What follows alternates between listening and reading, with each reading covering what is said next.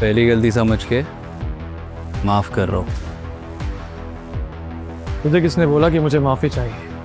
हाँ, तेरे खान बज रहे हैं क्या? हीरो बनने का बड़ा शौक है लगता है। नहीं बेटा, तेरा बाप बनने का।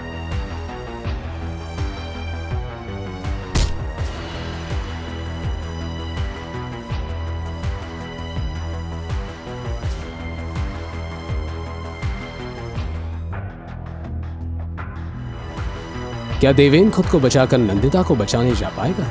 क्या करने वाला था शरद नंदिता के साथ? देवेन का अंदाजा सही था। निकल गई सारी हीरोगिरी। चल रॉकी, तेरा काम तो हो गया। अब मैं जरा उस मोर्चे वाली नंदिता को संभाल कर आता हूँ। उसका सच्चाई का भूत उतारना भी तो जरूरी है। शरद ने यह बात रॉकी से कही, मगर ये सुनते ही देवेन के अंदर जैसे करंट सा दौड़ गया और वो अपनी पूरी ताकत बटोरने लगा। वहीं शरद ये बोलकर वहां से निकल गया। रॉकी अपने हाथ में साइकिल की चेन लपेट देवेन की तरफ बढ़ा, लेकिन इसके पहले कि रॉकी कुछ कर पाता, देवेन ने शरीर का पूरा जोर लगा पीछे खड़े लड़के को ले जाकर दीवार से टक्कर मार दी थी। जैसे ही पीछे खड़े उस लड़के का सर दीवार से टकराया, दर्द में करहाते हुए उसकी बेल्ट पर पकड़ ढीली हो गई। देवेन ने इसका फायदा उठाया और बाकी दोनों लड़कों से अपना हाथ छुड़वाकर जोरदार मुक्के मारना शुरू कर दिए। अरे क्या कर रहे हो? दम नहीं है क्या? रोको उसे! रॉकी चिल्लाया, पर जैसे देवेन के अंदर का सूरमा जाग गया था, कोई उसे रोक नहीं पा रहा था। कुछ ही देर में रॉकी के साथ आए सभी लड़के जमीन पर थे। उनको धूल चटाने के बाद देवेन रॉकी की तरफ बढ़ा।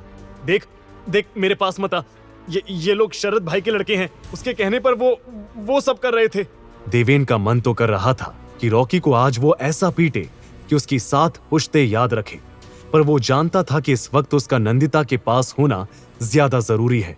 जाने से पहले देवेन ने रॉकी को घूर कर देखा और बोला, अगर अगली बार ये बेवकूफी करने की कोशिश की तो जान ले लूंगा। बता देना अपने उस मालिक को। इतना बोल देवेन वहां से निकल गया। वहीं रॉकी को देखकर ऐसा लग रहा था कि वो यमराज के साथ 1 on 1 करके लौटा है। देवेन नंदिता को ढूंढता हुआ कैंटीन पहुंचा तो उसे वहां नंदिता तो नहीं मिली, मगर टोनी ने उसे देख लिया और उसकी हालत देख घबराते हुए बोला, ओ गॉड देवेन, ये खून! तुम्हारी ऐसी हालत, क्या हुआ? मैं ठीक हूं, तू ये सब छोड़, ये बता नंदिता कहाँ है? देवेन का जवाब सुन टोनी का मुंह खुला का खुला रह गया। देवेन इतनी जख्मी हालत में डॉक्टर का नहीं बल्कि नंदिता का पता पूछ रहा था। टोनी बोला, भाई ये क्या हुआ? और नैंडी को छोड़, वो ठीक है, मैं अभी उससे ही मिलकर आ रहा हूं। तू अपनी फिक्र कर, चल मेरे साथ मेडिकल रूम। इतना बोल टोनी देवेन को अपने साथ कॉलेज के मेडिकल रूम ले गया। वो आलीशान मेडिकल रूम किसी 5 स्टार क्लिनिक की फील दे रहा था, पर वहां डॉक्टर या नर्स कोई नहीं था। ये देख देवेन ने सवालिया नजरों से टोनी की ओर देखा तो टोनी ने बताया, वो आज सुबह जो भी हुआ उसकी मीटिंग चल रही है स्टाफ रूम में।